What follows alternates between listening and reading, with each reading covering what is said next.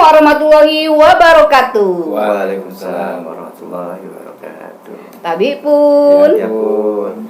Bersama saya lagi Novelia Yulistin Sanggem di program podcast Cao Ekam. Kali ini kita ada di segmen pendidikan dan seni pertunjukan. Sudah hadir di studio kita, pemuda-pemuda bertalenta nih. Iya, satunya nggak asing di mata saya dan di lingkungan saya. Ini Bang Rudi, orang Langkapura asli ya, orang Langkapura asli. Beliau adalah ketua atau pimpinan dari Sanggar Kenui Bebayang. Kemudian ada, ganteng nih. Ada Bang Farid ya. Bang Farid ini dari PKBM Jaya Kusuma. Nah, kenapa mereka hadir di sini? Kok antara Sanggar dengan PKBM? Kita cari tahu nanti. Oke. Apa kabar abang-abang? Alhamdulillah baik. Baik ya, sehat? Alhamdulillah sehat. Kantong sehat? Alhamdulillah aja ya. Gimana nih Bang Rudi, hari-hari keseharian kita? Ya, alhamdulillah tuh untuk sekarang kita aktif di Sanggar. Sanggar kita sekarang ada di 2 tempat. Tadinya kan fokusnya di Waiwo, Kapolres ini. Setelah kita gabung join dengan PKBM Jaya Kusuma, terus kita bergeraknya di sana. Sekarang di mana itu? Di belakang Kodim. Belakang Kodim. Gunung Agung. Jadi kita buka sanggar juga di sana untuk ngasih edukasi ke kawan-kawan PKBM paket A, B, dan C-nya tuh. Dan ya alhamdulillah untuk sekarang sanggar kita nggak fokus cuma di pencaksilat tuh. Apa saja tuh? Itu ada tari, ada kulintang, dan juga nantinya pastinya mau minta tolong sama tuh. Ya. Tentunya pastinya kan mau minta tolong tentang ya, apalagi pemberitaan sekarang ini kan tentang bahasa Lampung. Bahasa Lampung. Bahasa Lampung iya. yang sudah hampir menuju ke sana kan. Iya. Saya karena ngelihat itu tuh, ngelihat keprihatinan kita kan, kecemasan kita tentang itu, akhirnya kita buka sanggar yang khusus untuk seni budaya kearifan lokal. Wah, saya tuh udah lama dari umur berapa saya di Langkapura. Cuman nggak tahu nih kalau ternyata Bang Rudi ini juga ternyata masih satu frekuensi dengan saya di bidang budaya. Oke, Bang Farid nih. Bang Farid kesehariannya apa nih selain di PKBM? Kami bekerja, setelah itu untuk menambah waktu kita melakukan pendidikan kepada anak-anak yang mana mereka tuh bisa dibilang putus semangat. Putus semangat. Karena apa? Putus sekolah. Satu, ada faktor ekonomi. Kedua, jadi dampak COVID yang luar biasa, COVID-19. Kemudian juga ada dari mereka yang punya rasa semangat sekolah dipatahkan orang tua. Ada juga yang orang tuanya mau sekolah tapi dipatahkan anaknya. Makanya kita bersinergis baru kita angkat lagi mereka untuk bahwasanya tidak semua itu tidak punya masa depan. Jadi semua kita itu punya masa kerjasama, kita di bawah naungan dinas pendidikan, kita ajak untuk mereka, ayo sekolah tidak melihat umur. Tidak lihat umur. Wah, keren juga ini. Kayak saya loh, walaupun umur saya 43 kuliah aja saya sekolah terus, nggak selesai. Iya. Oke, mungkin kita bicara dulu soal apa sih PKBM ini gitu. Iya, itu pusat kegiatan belajar masyarakat. Apa bedanya dengan sekolah? Dari sekolah, karena kita tuh di dunia ini ada 3 fase. Itu ada pendidikan formal seperti sekolah ya. Iya. Formal itu seperti sekolah, yang ada jamnya, ada seragamnya gitu. Kemudian ada non formal. Non formal itu yang bisa dibilang itu tidak nentu gitu, tidak nentu. Seperti kita ya? Iya, seperti kita ini. Kemudian ada informal. Pendidikan di dalam keluarga. Oh gitu. Iya. Masuk di informal itu pendidikan keluarga. Itu contohnya apa itu? Informal itu pendidikan dari orang tua kepada anak. Itu gitu. Informal. Oke. Iya. Nah, kemudian kita di non formal. Iya, jadi kita mewadahi masyarakat untuk belajar, jadi menjadikan satu tempat pusatnya. Tempat pusat tempat belajar masyarakat ya. yang tidak perlu pakai seragam dan tidak memandang usia. Benar. Iya. Nah, Jaya Kusuma, sejak kapan PKBM Jaya Kusuma ini ada?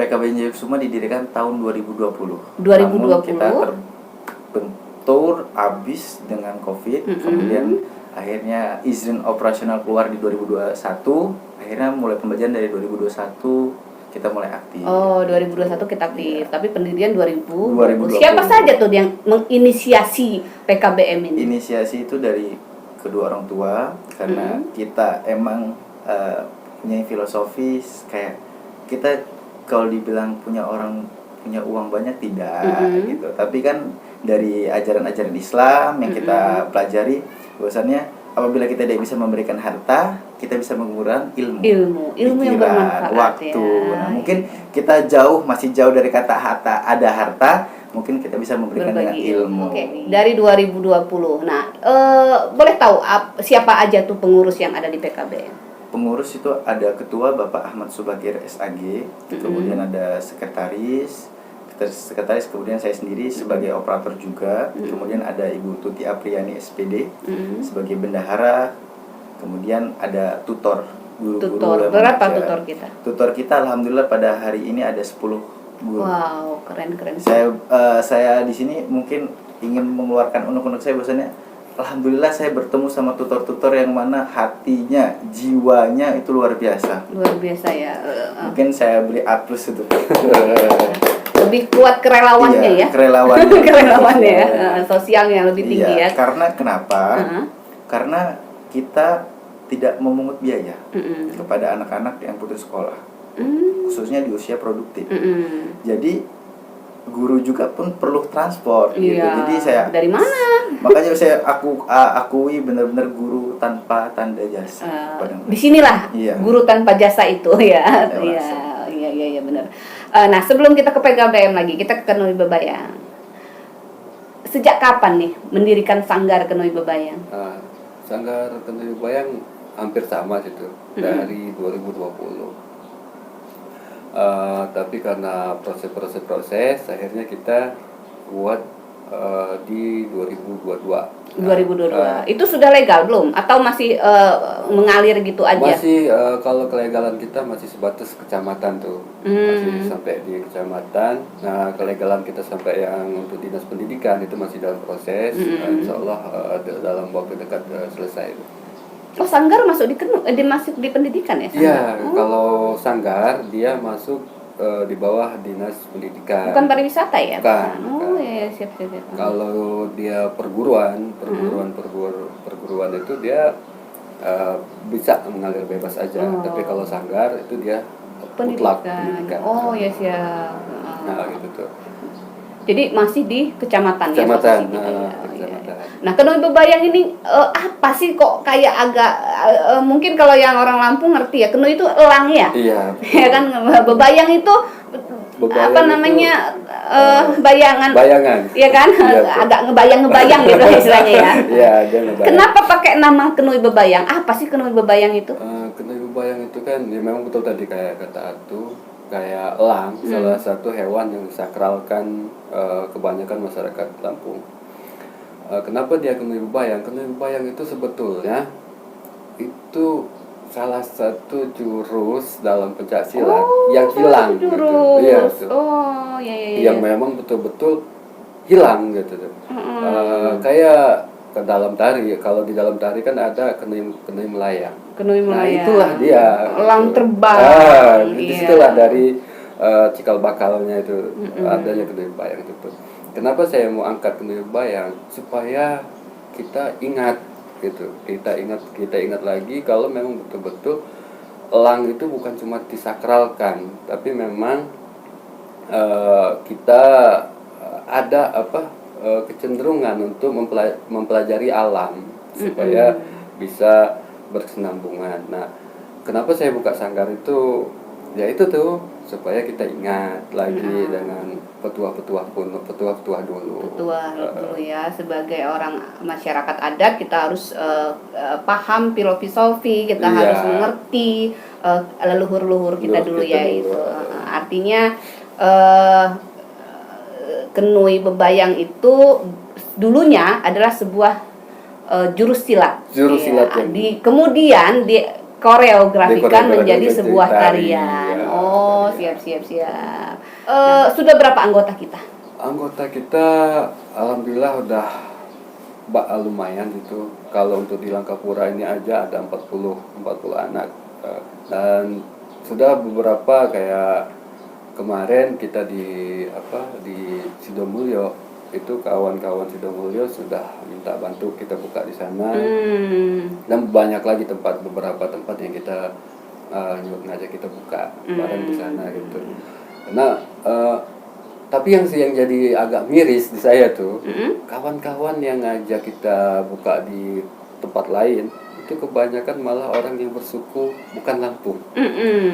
Kayak kemarin saya di Sidomulyo itu kawan-kawan Karang Taruna Kabupaten Lampung Selatan sama Dewan Kesenian Kecamatan Sidomulyo itu ngajak kita kolaborasi ngebangun sanggar di sana, tapi yang juga melestarikan seni adat budaya kearifan lokal.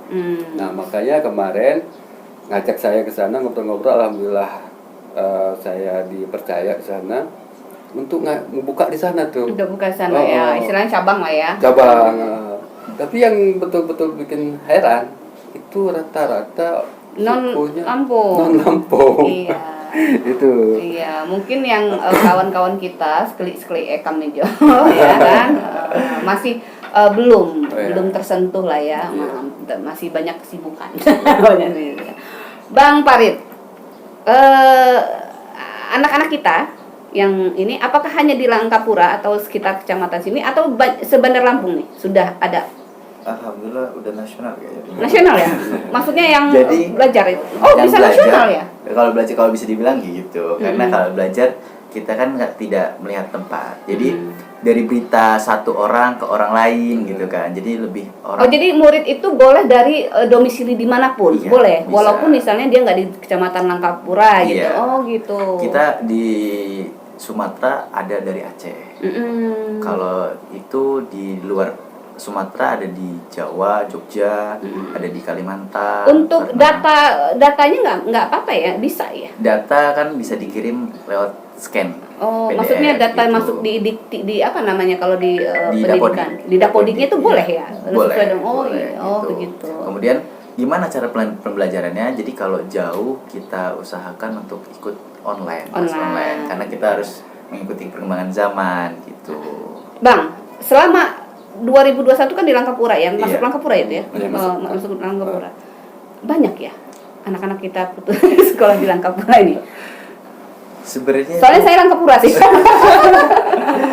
Sebenarnya kalau dibilang banyak ya? Banyak.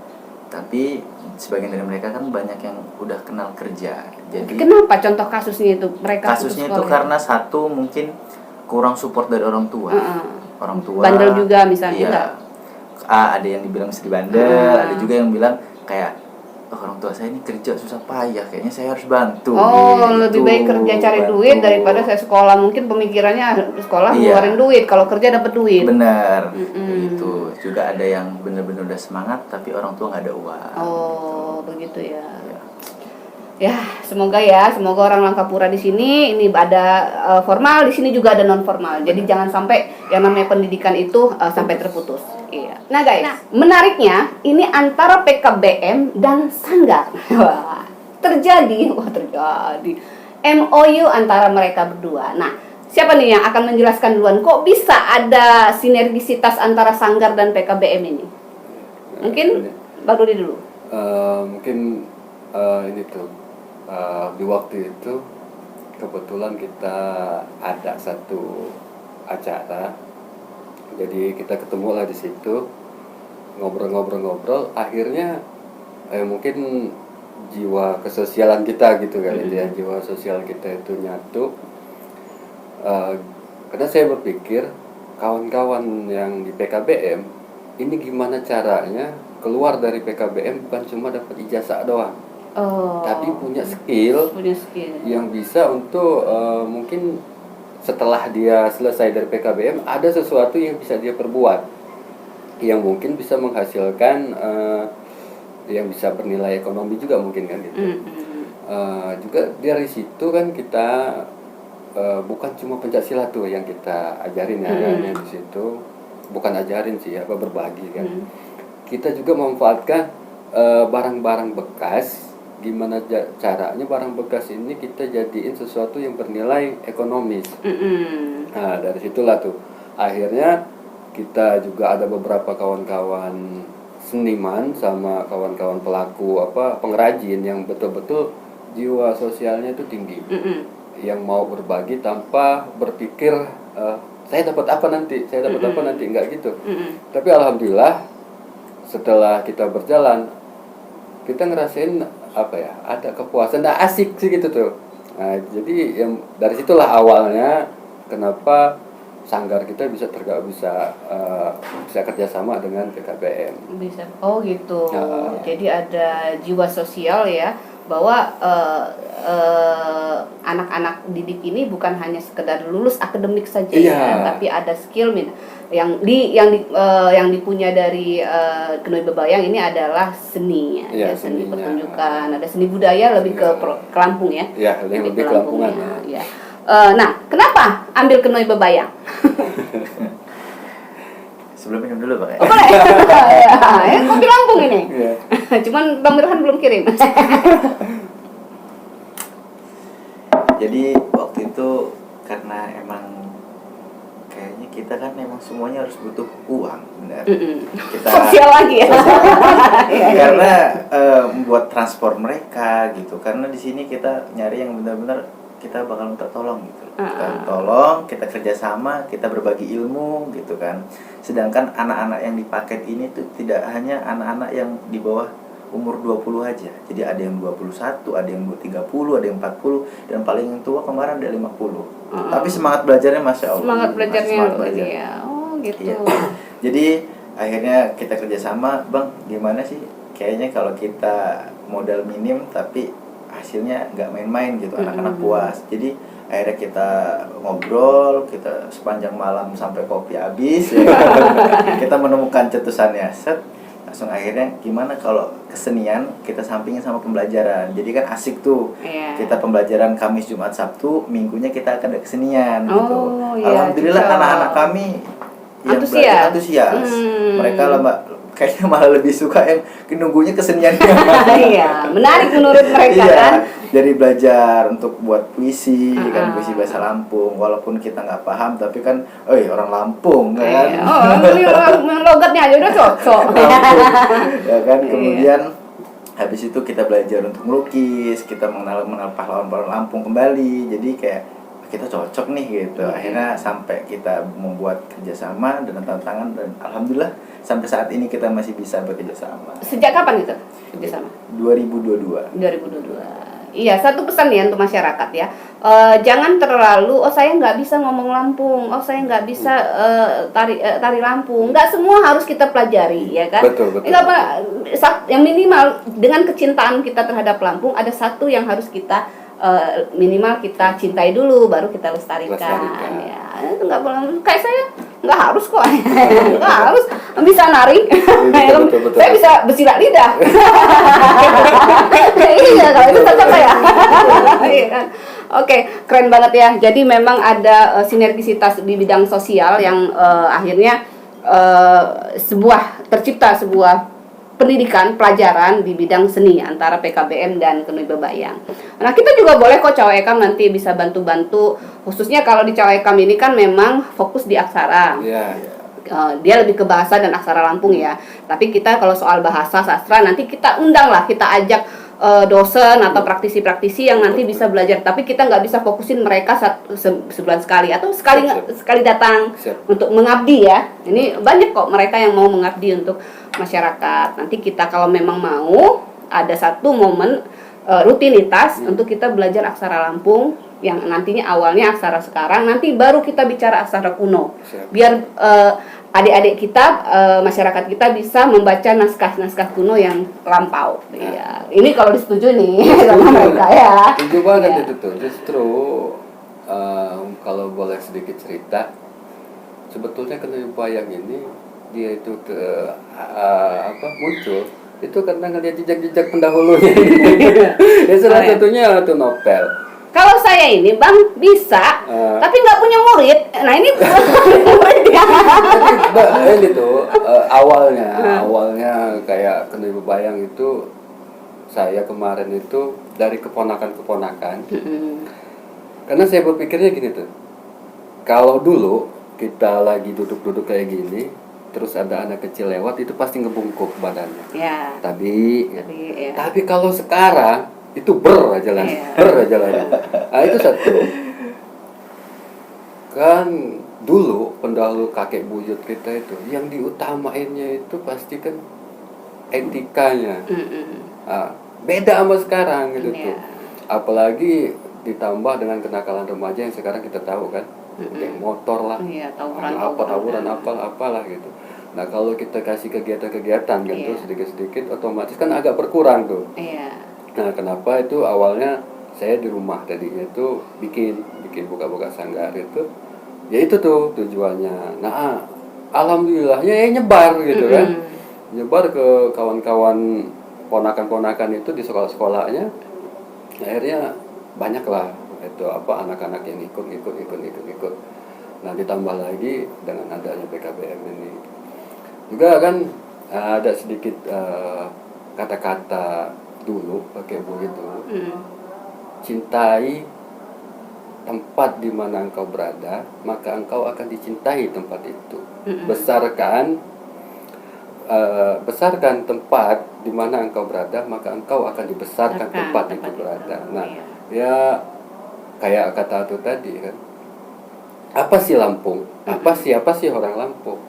Orang Lampung itu kan bukan yang cuma sukunya Lampung. Kalau suku Lampung beda konteksnya gitu kan. Kalau orang Lampung ya semua yang ada di Lampung. Yang napas di Lampung. Yang bernapas di Lampung. Yang kerja di Lampung, cari makan di Lampung itu orang Lampung. Jadi wajib yang orang Lampung, yang katanya orang Lampung itu mencintai ke Lampung dan membesarkan Lampung, itu kewajiban. Kalau seandainya saya ada di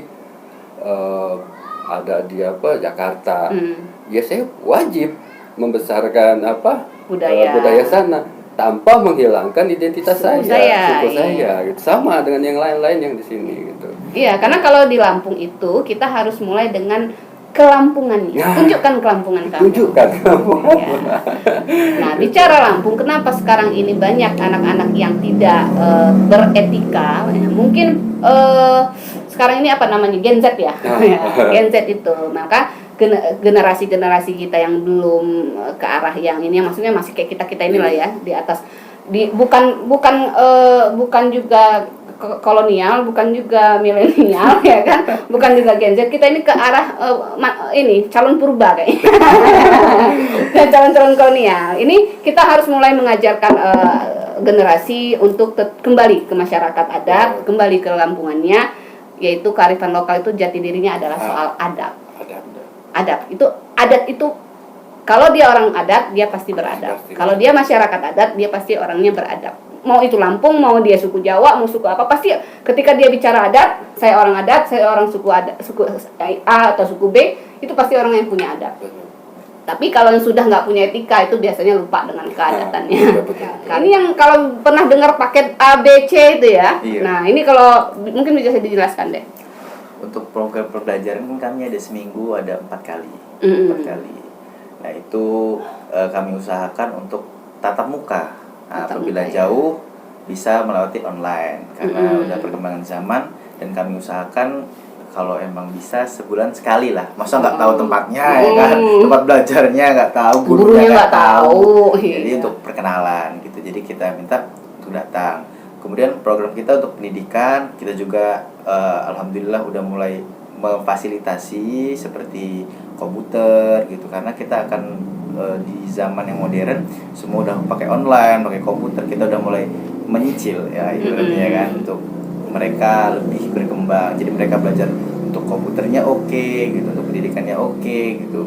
Kemudian kita juga akan memberikan mereka pentas seni. Pentas seni itu kayak pentas buat mereka pendidikan. Contoh ketika nanti ada lomba atau itu dai atau apa, kan kita bisa menyalurkan mereka. Jadi kita tanya kepada mereka, kamu putus sekolah, tapi jangan takut gitu, karena kita bantu. Karena pada zaman SBY, Presiden SBY itu ijazah kesetaraan tuh kan disetarakan sama dengan SMP, SMA. Jadi jangan takut kamu tidak punya mimpi. Iya. Jika kamu punya mimpi, maka doa dan usahakan. Iya. Doakan Iya, ya? usaha-usahamu dan usahakan doa-doamu. Iya. Kayak gitu. Singkatnya ikhtiar. Ikhtiar. Jadi programnya ada ya, online dan offline bisa gitu loh. Bang Rudi nih, coba ajak masyarakat baik Langkapura dan sebagainya untuk ayo. Kalau untuk Sanggar Seni Budaya Kenoi Bebayang sampai sekarang itu kita nggak pernah ada biaya pendaftaran, nggak pernah ada biaya bulanan, dan nggak pernah ada biaya pertemuan, semuanya gratis. Dan jangan pernah takut atau khawatir, latihan-latihan tempat kita nggak kayak dulu. Kalau zaman dulu latihannya silat itu di belakang rumah, di kebun-kebun. Juga kita latihan di sini itu latihannya mutlak seni. Kita pengembangan seni dan bidik bakat. Dan bakat-bakat kawan-kawan inilah nanti yang bakal kita angkat ke prestasinya. Karena setiap apa yang dipelajari di Kenoi Bebayang itu harus kita tunjukkan di panggung. Bukan ditunjukin di jalan-jalan yang tawuran lah apa enggak gitu. Kita ada di panggung. Dan sini juga Kenoi Bebayang bukan cuma pencak silat, dia ada tarinya, ada kulintangnya, ada sastranya. Nanti sastra minta tolong. Kalau sampai sekarang kita cuma batas-batas ngarang kata-kata tuh, rangkaian puisi-puisi gitu tuh. Kalau untuk kedalaman ininya yang pastinya nanti minta tolong. Iya. Kalau sastra nanti saya akan panggil orang-orang yang Alhamdulillah. nanti. Kalau aksara bisa saya sendiri. Nah tuh yang pasti Kenoi Bebayang nggak ada biaya pendaftaran, nggak ada biaya bulanan. Kalau masyarakat mau ke Kenoi Bebayang, kemana nih? Bisa langsung ke tempat saya, bisa. Dimana itu? Di Purnawirawan 5C, Waiwo, Kelurahan Langkapura, Kecamatan Langkapura, atau bisa ke PKBM Jaya Kesuma, Gunung Agung, Kecamatan Langkapura. Di situ bisa. Nanti kita saling berbagi, saling diskusi apa untuk pengembangan. Yang pastinya seni budaya kita, pelatihan-pelatihan yang ada di Kenoi Bebayang itu untuk ngangkat prestasi. Kita juga sudah tergabung di IPSI dan jadi kalau tergabung di IPSI itu bisa lomba juga ya? bisa. Jadi bukan artnya aja ya, fight-nya juga. Ya, Wah, kita ada kalau kawan-kawan anak-anak kita yang mau jadi atlet di bidang silat, insya Allah bisa kita arahkan ke sana. Nah juga kita sudah tergabung di Federasi Pencaksilat Tradisi Indonesia di bawah naungan FSTI. Kita sudah ada di situ. Kalau mau ke arah seni budaya kreasinya, kita ada bidangnya. Kalau mau ke atletnya, kita bisa ke IPSI-nya. Kita sudah tergabung semua tuh. Nah, alhamdulillah kita juga dapat support, dapat dukungan dari tokoh-tokoh budaya kita kayak Ayah Ansori Jausal yang juga sebagai pembina kita. Itu alhamdulillah udah kasih support sama kita untuk terus ngebangun khususnya kearifan lokal, kesenian lokal. Nah jadi kayak kawan-kawan yang mau gabung, insya Allah kita siap saling berbagi, saling belajar bareng-bareng untuk ngembangin bakat dan prestasi. Kita gali prestasi bareng-bareng di Kenoi Bebayang. Oke. IG-nya, medsosnya, WA-nya nih kalau mau call-call gitu loh. Kalau kita untuk sekarang itu masih ada di nama saya. Nama ya. Masih ada di nama, tapi di situ sudah ada semua. Ada. Nanti kita tulis di deskripsi ya guys ya, biar kawan-kawan bisa cek. Siap. Ketahuan kalau nontonnya. Kalau Oke, Bang Farid nih, kalau misalnya masyarakat ingin ke PKBM nih, alamat tadi di mana yang disebut tadi? Jalan Flamboyan Gang Tentrem nomor 17, Kecamatan Langkapura, Kelurahan Gunung Agung. Gunung Agung. Nah, medsosnya nih. Untuk medsosnya kita lebih aktif di Instagram kami PKBM.Jayakusuma. Komunikasi juga nanti kita sudah lengkap di Instagram. Oke. Nanti silakan masyarakat untuk sahabat cowok Ekam Lovers. Ini tagline itu sahabat cowok Ekam Lovers. Itu bisa cek deskripsi ya guys ya. Iya. Nah, kira-kira apa lagi nih yang belum kita bicarakan nih? Mungkin untuk tahun ini kita mulai kolaborasi bersama. Mungkin tahun depan soalnya kita buat gebrakan ya kan. Ya tuh ada satu tuh yang lupa tuh. Kena Bebayang sama PKBM itu sekarang sudah ada acara rutin per 3 bulan tuh. Oh, apa tuh? Itu dia giat sosial, itu meliputi semuanya tuh. Jadi hasil karya kawan-kawan PKBM ini yang sudah layak itu yang bakal kita pasarkan. Kita buat pasarnya sendiri dan di situ kayak pameran gitu ya? Iya, kayak pameran gitu, ada pentas seninya, pameran-pameran karya anak-anak. Juga kita ada giat sosial dengan donor darah. Donor darahnya, cek kesehatan, itu udah rutin per 3 bulan. Per 3 bulan. Wah. Udah ada sponsor atau gimana ini? Sosial juga? Sosial tuh, tetap swadaya. Tetap swadaya. Nah, ini masyarakat Lampung nih yang cinta budaya, yang cinta dengan Lampungnya. Ini ada masyarakat kita, ada pemuda-pemuda kita yang sosialnya tinggi, yang ingin berdonasi nih ya. Ini berdonasi langsung ke mereka. Ada rutinitas program 3 bulan untuk masyarakat, untuk pemuda-pemudi kita di Lampung. Nah, silakanlah. Jangan sampai nggak bantu, minimal tenaga pikiran ya. Iya. Mungkin darah ya. Iya. Atau sekalian darahnya gitu ya. Ya. Nanti kita umumin ya di medsos kapan rutinitas itu dilaksanakan. Terima kasih Bang Rudi, Bang Farid sudah hadir di studio Cowok Ekam. Sebuah kebanggaan bagi kami bisa menghadirkan sosok-sosok fenomenal. Wah, kemungkinan 5 atau 10 tahun ke depan mereka adalah calon-calon pemimpin kita nggak tahu kan. Karena mereka bergerak di bidang sosial, pasti derajatnya juga akan ditinggikan oleh tempatnya tadi. Amin. Ketika dibesarkan di tempatnya, maka tempat itu akan membesarkan. Amin. Insya Allah ya. Amin ya robbal alamin. Terima kasih Bang Rudi, terima kasih Bang Farid. Cukup sekian sahabat Cowok Ekam Lovers, pembicaraan kita yang sangat unik dan menarik. Mungkin kita akan nanti kembali, mungkin di PKBM atau di Sanggar Kenoi, kita akan mencoba untuk berkolaborasi tentang bahasa sastra dan aksara Lampung. Ya, ini ditunggu dosen-dosen dan guru-guru. Nanti kamu saya telepon. Oke, mungkin itu saja. Demikian obrolan singkat kita. Wah, nggak singkat ya kayaknya, banyak ya. Ya, saya Novelia Yulisin Sanggam bersama Bang Rudi Rizal dan Farid Al-Aziz. Pamit undur diri. Wassalamualaikum warahmatullahi wabarakatuh.